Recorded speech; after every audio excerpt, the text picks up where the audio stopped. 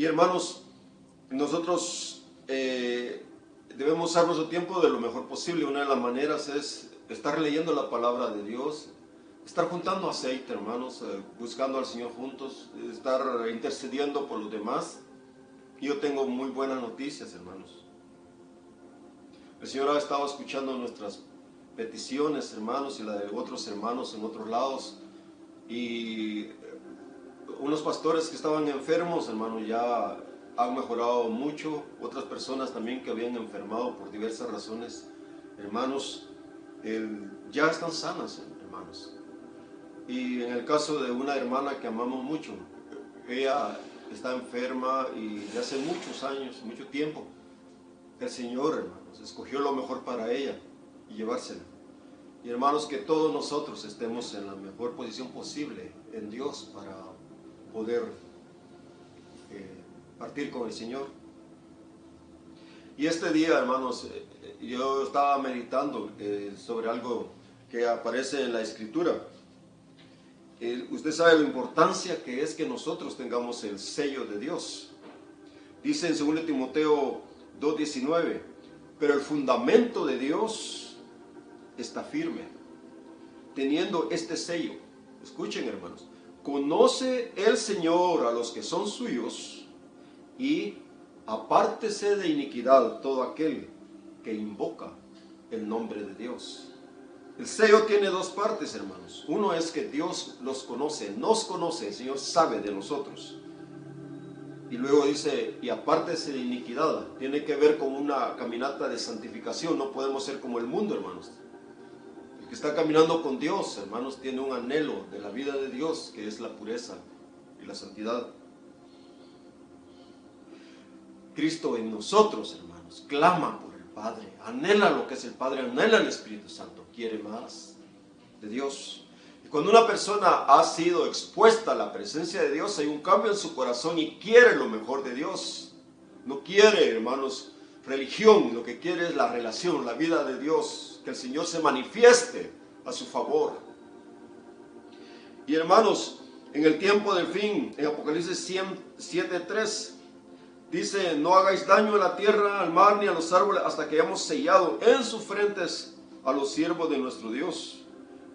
Dice, o sea, el sello de Dios, hermanos, es algo que no debe faltar a ningún hijo de Dios en el tiempo del fin.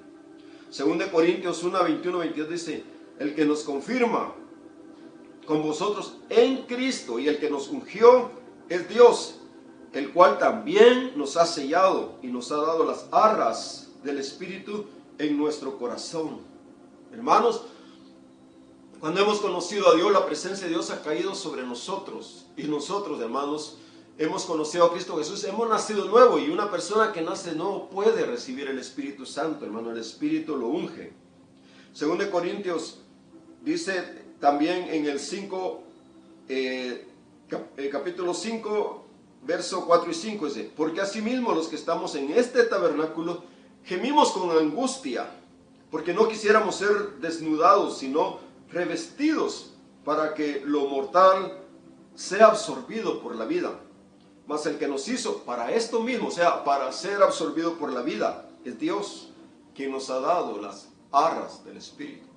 Hermano, es un tesoro preciosísimo tener el Espíritu Santo en nuestra vida, tener a Cristo, tener al Señor.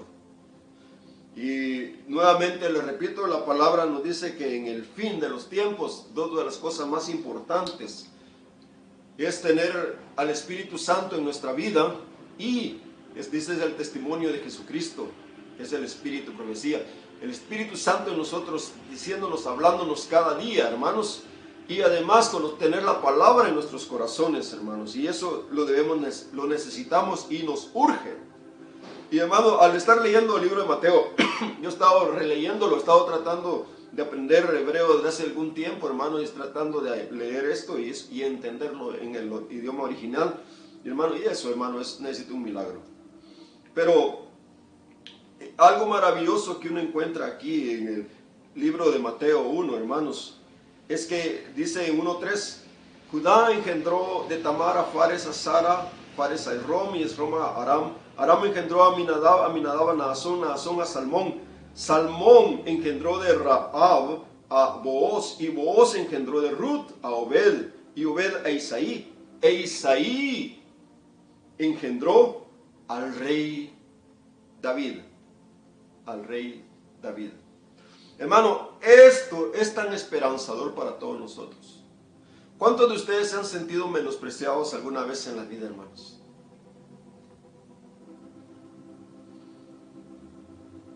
Cada hijo de Dios que trata de caminar con Dios y se está esforzando, hermano, es menospreciado por alguien. Y hermano, aquí el Señor puso a propósito varias vidas de gente menospreciada. Una era Tamar, hermanos. No era judía, era gentil, era cananea. Pero Tamar significa palmera y tiene que ver con una vida recta, hermanos. Ella anhelaba de Dios y aún así, hermanos, ella cometía errores. En una ocasión se presentó ante Judá, hermanos, vestida de determinada forma que Judá pensó que era una prostituta. Y de esa situación, ustedes ya conocen la historia, nació Fares y Sara. Pero hermanos, después la Biblia nos habla sobre otra persona. Dice, y Salmón engendró de Rahab a Booz. ¿Y quién era Salmón, hermanos? Hermano, era uno de los espías, de los dos espías enviados en el fin a Canaán. Y él llega a una casa donde vive una ramera. Ramera. Rahab. Y algo pasó en su corazón, hermano. Esta mujer tenía varias cosas en contra de ella. Era una ramera, era una cananea, hermanos. Y a los ojos del mundo era una traidora a su pueblo. Hermanos, pero ella vio algo allá en el fondo de su corazón. Ella vio que había mucho más y se llenó de esperanza por el Dios de Israel. Y hermanos, le fue dada la respuesta de Dios, hermanos. Una cinta de grana, hermanos. Y esa palabra, hermanos, es bien preciosa, que significa tikva, que significa esperanza. Fue atada, hermanos, en su casa, y era esperanza que da vida. Ella fue salva con su familia. Y Salmón, hermano, este hombre, qué tremenda la vida de Salmón, porque tenía una esposa a la que todos sabían que era cananea, todos sabían que era prostituta, ramera, y él tenía un corazón tan tierno, y ella tenía una necesidad de Dios, de restauración tan profunda. Hermanos, que Dios los escuchó a ambos y los unió, y solo Dios sabía que ellos dos iban a ser usados para venir a traer al Mesías de Israel en la línea de David. Una ramera, un hombre que fue menospreciado también por los demás por haberse casado con una ramera, porque él pudo haber escogido cualquier israelita, cualquier judía. Y además, hermanos, dio a luz a Booz. Booz, dice, engendró de Ruth a Obed y Obed a Isaí. Y hermano, aquí tenemos a Booz. Él nació y seguramente habían niños que se burlaban de él. Mira quién es tu mamá, mira quién es tu papá. Hermano, menospreciando su vida. Y él creció así hasta ser mayor, hermanos. Y un día, hermanos, él era un finquero. Y un día él llega, hermanos, y ve de lejos una mujer. Y no sabía quién es, era nueva en ese lugar. Y él se le queda viendo a ella.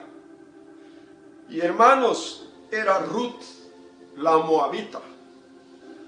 Y hermanos, para entender las cosas de Dios, hermanos, a veces nosotros necesitamos conocer el corazón de Dios, porque a veces nos equivocamos cuando vemos ciertas cosas en la Biblia. Dice Deuteronomio 23:2: no entrará bastardo en la congregación de Jehová, ni hasta la 10ª generación entrará en la congregación de Jehová. No entrará amonita ni moabita en la congregación de Jehová, ni hasta la 10ª generación de ellos. No entrarán en la congregación, en la iglesia de Jehová, para siempre. No entrarán.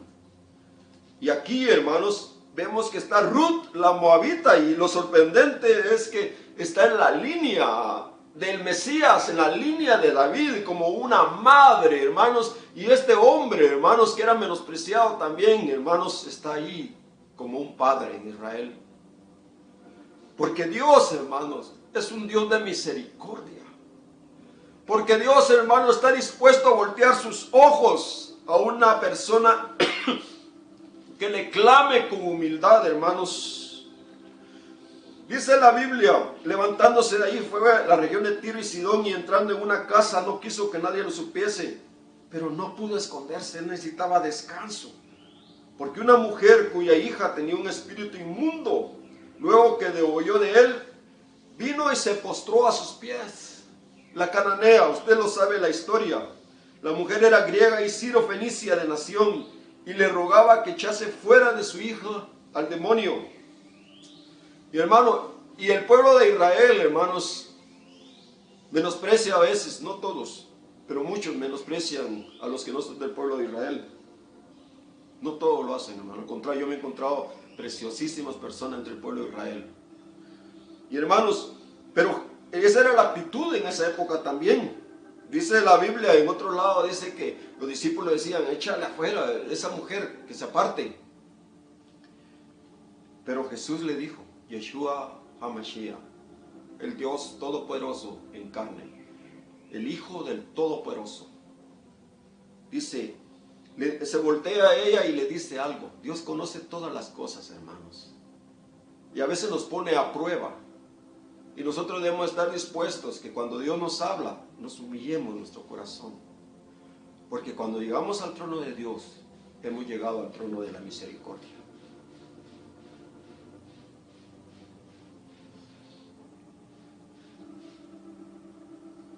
Y aquí encontramos esta mujer sirofenicia. Y esta cananea, hermanos, se humilla en su corazón profundamente. Dice, pero Jesús le dijo, deja primero que se sacien los hijos, porque no está bien tomar el pan de los perrillos, de los hijos, y echarlo a los perrillos. Hermanos, parecía una gran ofensa, hermanos. ¿Cuántos de ustedes aceptaría que lo llamen perro? No lo hacemos, hermanos. Pero ella le dijo, sí, Señor, pero aún los perrillos debajo de la mesa comen las migajas de los hijos. Hermano, ella humilló su corazón hasta lo sumo.